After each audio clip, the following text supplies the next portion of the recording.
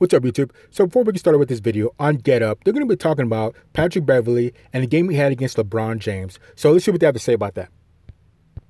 Last night was all about the Battle of LA, and it was significant, and what a big-time game. LeBron James, Anthony Davis, and the rest of the Lakers giving thanks, giving presents before the game as they take on Kawhi Leonard.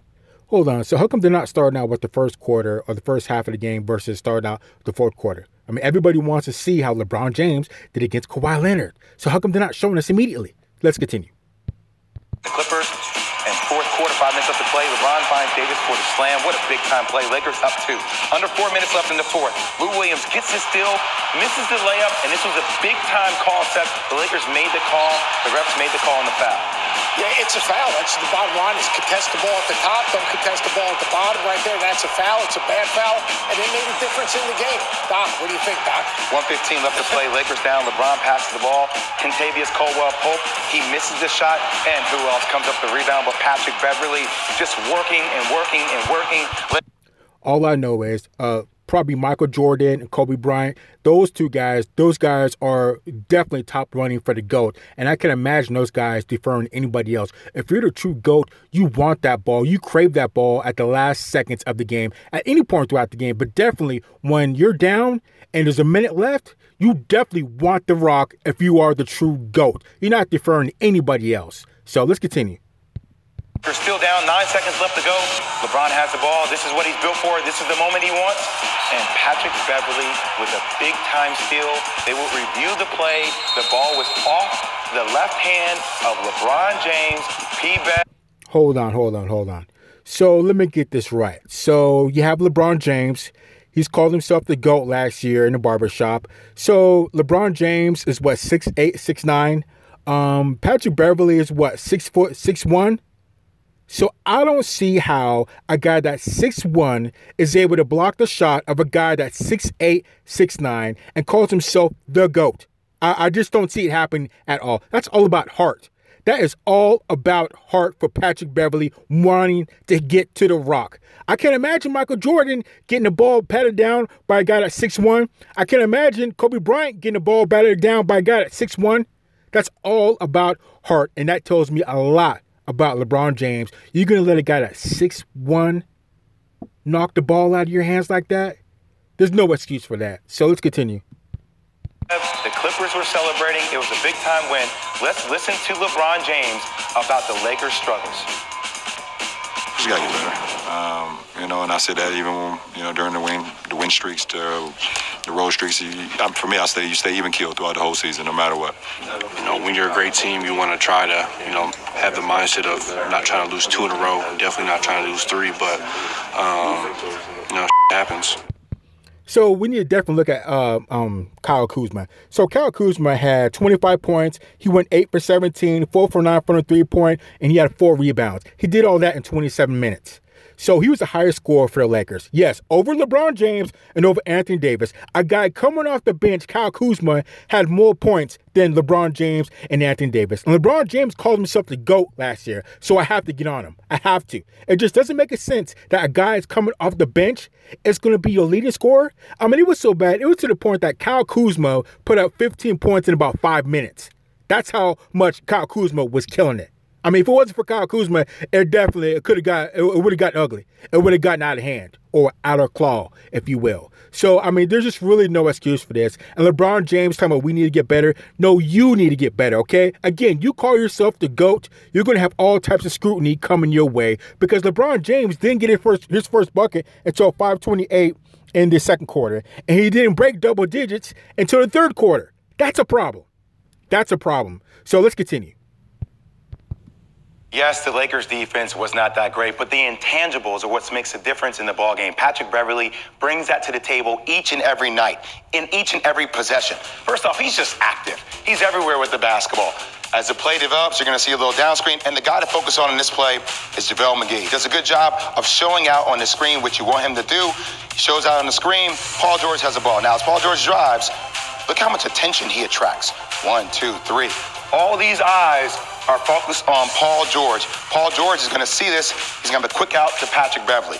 Patrick Beverley's ready for this play. Now, he can knock down the shot, but as he catches the ball, he waits for a second. Watch JaVale McGee. JaVale McGee does not realize that he's guarding Zubac.